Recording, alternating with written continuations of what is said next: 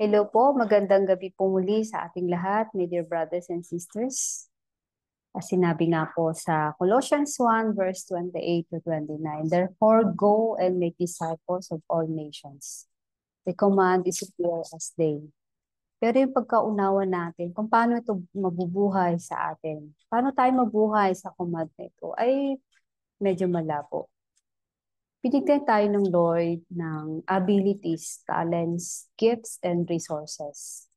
So, while some may enjoy speaking in front of groups of people, yung iba naman, they may serving quietly, kumbaga, behind the scenes. Pero ako, personally, I love to organize, be hospitable, and maglingkod sa iba na di kailangang nakikita. Ganun po ako eh. Hanggat maaari, ayoko yung nakikita ako sa front. Kumbaga, mas gusto ko yung hindi nila ako napapansin. Ganun po ako. And we can be reminded with the message tungkol sa mga Israelites sa Exodus 25 na sabi nga, God does not seek our abilities, our talents, our gifts, even nor our resources. Katulad ng paggamit ng Lord kay Moses as his representative before the Pharaoh, he also used Esther to save her people. So si Moses at si Esther ay ginamit ng Lord for the specific purposes. At marami pa tayong mababasa mga stories tungkol sa iba't ibang pamaraan ng Lord, mga tao na ginamit ng Lord. And marirealize natin, there was nothing extraordinary about these two people other than God having chosen them to be His instruments for that time and place. Amen. So God seeks after you and me. He wants your heart and my heart. He wants your devotion and my devotion so that we may be an instrument in His hands. Sabi nga ni Holy Kurt, isang manunulat, sabi niya, whatever God chooses you to do, He will equip you. So being chosen means you will be given all you need. Bibigyan ka ng lahat ng kailangan pag ikaw ay pinili ng Lord. So being chosen means that success simply consists of obedience. And God will do the rest.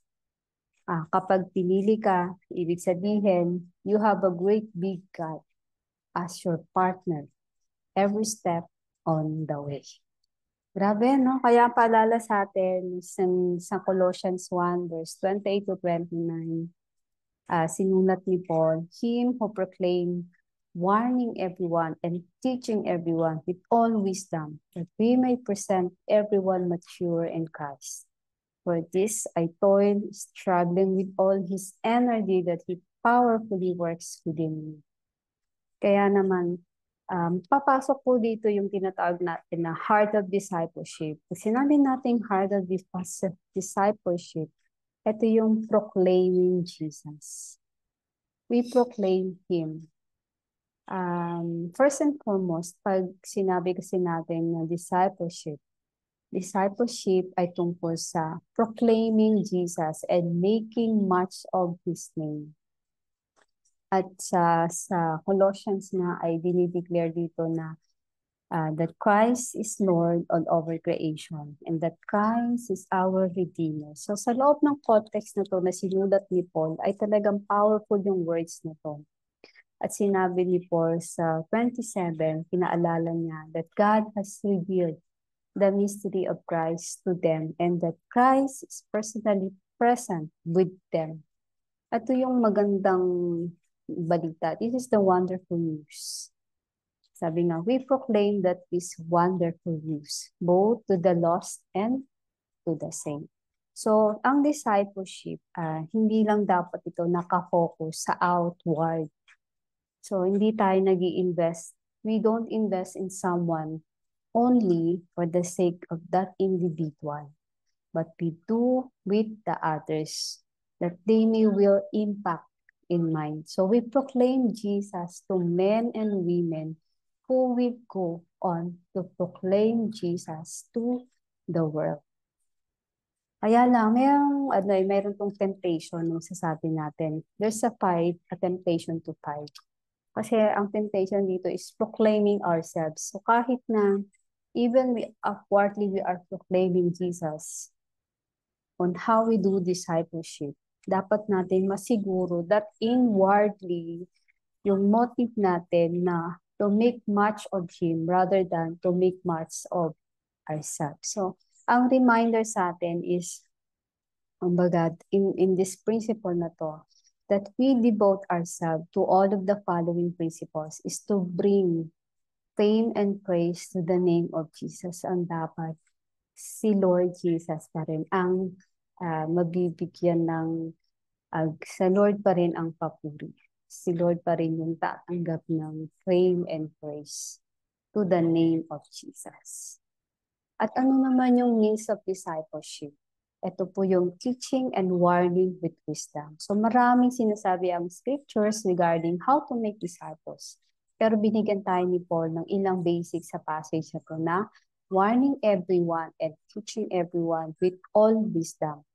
So teaching or instruction, makikita natin na it seems an obvious component of discipleship. Okay, na kailangan i-train natin yung mga we must train those who we live in the Word of God, and we show them how to live lives that glorify Him. Pero sa passage na to, ini-reveal na to that our responsibility is not only to teach those we disciple the right way, but we also to warn them when they are going the wrong way. Kailangan silang bigyan din ng warning kapag nakikita natin na mali na yung kanilang pinupuntahang daan or wrong way. So out of love of those we disciple, we must not be silent when they are living in the opposition to the scriptures. At paalala rin ni Paul na when we teach and train everyone with all wisdom, sabi nga po sa James 1 verse 5, we ask God for wisdom. At ito po ay importante. So as we disciple others, dapat continuous yung pagsisik natin ng wisdom and guidance kay Lord. We must spending regular time in the Word and in prayer. So anytime we teach or warn, we must make sure we are doing so in submission to Him. Kasi merong temptation to fight ito. Ito yung tinatawag natin people-pleasing and harness. So, depende sa personality na meron ka.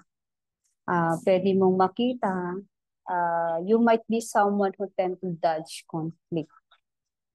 Halimbawa, sa'yo, yung temptation to avoid having hard conversation with those you lead out of desire to please them. Okay? So, if you tend to like the power and control, you might be more prone to be harsh in your correction. Yung mga ganitong mga tao, nakakalimutan nila na nagiging people-pleasing and harness sila. Yung bang sa sobrang baga na yung power and control, minsan nagiging harsh na yung correction. Di ba kilala ba kayong ganitong tao?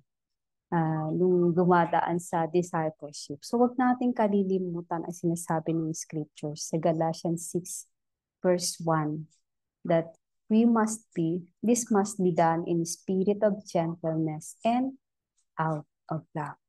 And the goal of discipleship is to present everyone mature in Christ. So, not only does the book of Colossians ini-emphasize na dito that Christ's redeeming work saved His people. Pero ito po ay nagtuturo din through Christ's redeeming work. So, believers grow in maturity. So, ang goal ng discipleship ay hindi lang ma-convert, not only to make converts that make converts, but also for all believers na mag-increase sila to be like Jesus. The true discipleship, ito po ay nag-i-involves, it involves investing in younger believers, walking through life with them, and pinapastor mo sila. Shepherding them to Christian maturity. Dapat ginaguide sila pinapastulan mo sila para maging matured Christian.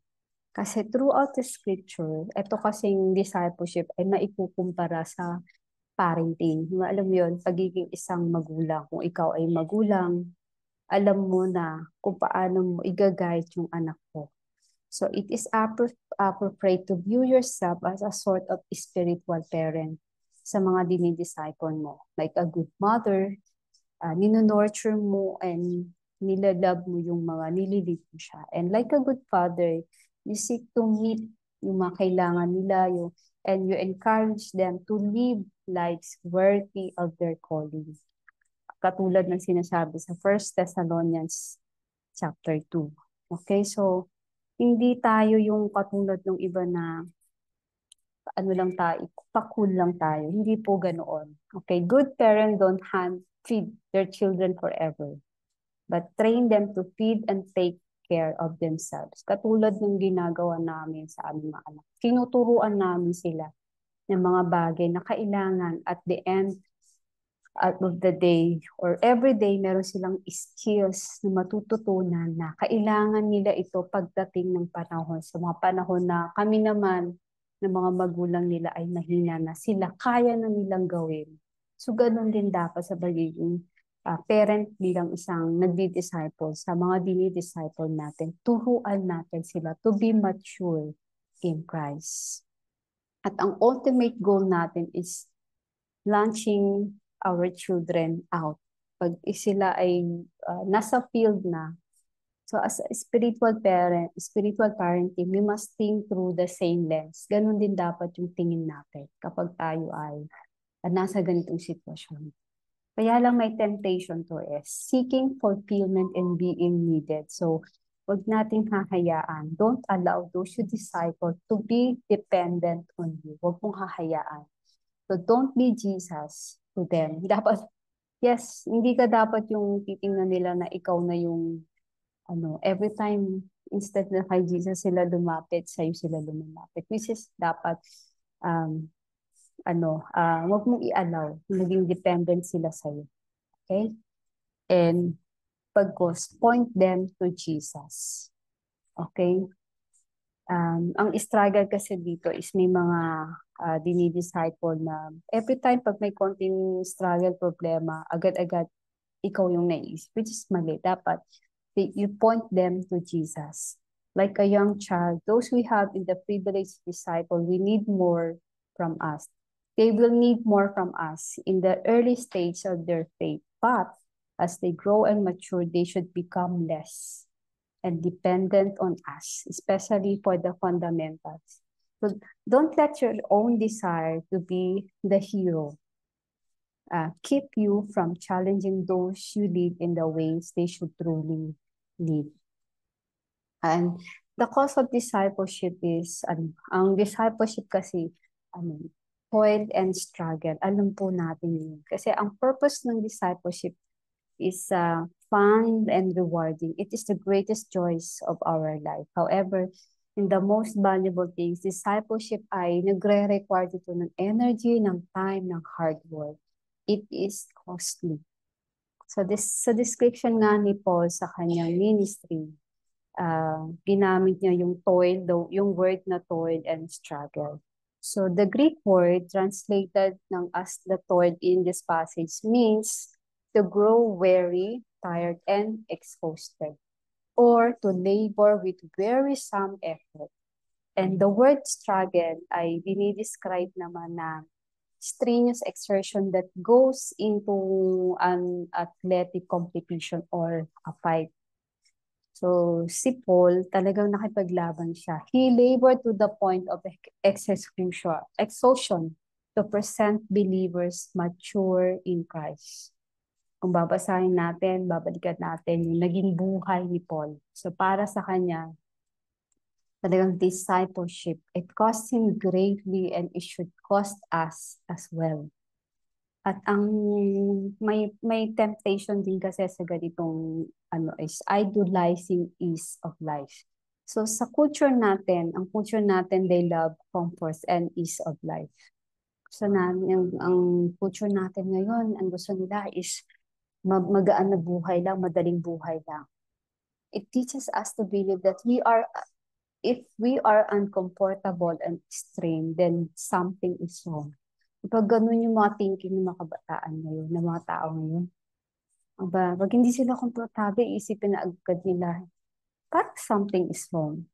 So if we function under this lie, it will lead to half-hearted discipleship.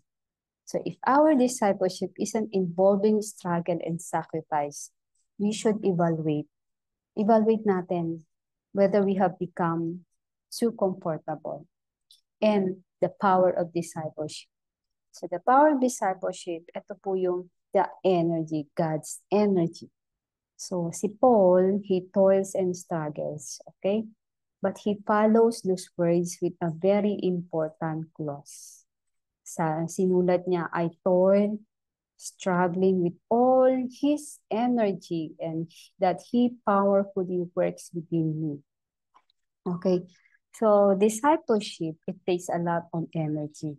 Pero ang good news, the Lord gives us binigyan tayo ni Lord ng energy. Yung energy na meron tayo during discipleship, the power of discipleship is Jesus' energy. Yes, we toil and struggle, yet we have Him to depend on. So, no matter how experienced you are in discipleship, social man ito, constantly coming to the Lord to ask for His energy and power. Yes, sa Kanya tayo babalik, sa Kanya tayo hihingi lagi ng lakas. Kasi lakas natin, yung energy natin, talagang darating ng time, mauupos tayo na parang kandila. Pero lagi natin babalikan ang energy na meron tayo is galing kay Lord. Si Lord mismo magbibigay ng energy. As Paul said, okay, with all His energy that He powerfully works within you. So we are simply instrument in His hands. Okay, it is not ultimately our energy that we will do the work of transforming hearts and lives, but the power of God, because we are simply instruments in His hands. At laging maging paalala sa atin ang bagay na ito na huwag tayong maging dependent sa sarili natin, dependence on self. So as we grow in our discipleship and in our knowledge of God's word, maaring maging less aware tayo of our need for the Lord in our spiritual leadership. But the truth is that we never start needing Him less. Mas kailangan natin si Lord. It is not our knowledge or skill that will develop disciples, but the power of God working within us. We must constantly acknowledge that we call God before Him, prayerfully depend on Him, and never tayong mapofall dun sa magtitiwala tayo sa sarili nating abilities. Kaya let us begin asking ourselves these questions. Bago po ako mag-end, iiwan ko po sa inyo ito. Let us begin asking ourselves these questions. Ang tanong ay, I am willing to be an instrument in His hands. Am I willing to use my abilities and talents, gifts and resources to glorify God? Am I willing to use my voice to speak in public? Am I willing to use my written words to make an impact in the world? Am I willing to serve God in ways that are outside of my comfort zone? As God used Moses and Esther, God can use you if you are willing to dedicate your talents, your abilities, gifts, and resources as an instrument in His hands. That you may not feel fully equipped for what He asked you to do, but you can trust that He will empower you. Okay, so let us pray. God, you choose me. I give you my heart and devotion. I give you my abilities, my gifts, my talents, and resources. May you continue to equip me to be an instrument in your hands. In Jesus' name we pray. Amen. Okay po. Muli po, iwan ko po sa inyo reflection nyo habang kayo ay bago natin, bago tayo matulog, tanungin ulit natin yung sarili natin. Am I willing to be an instrument in His hands? Okay po. So maraming salamat po. God bless us all. Thank you po. Amen.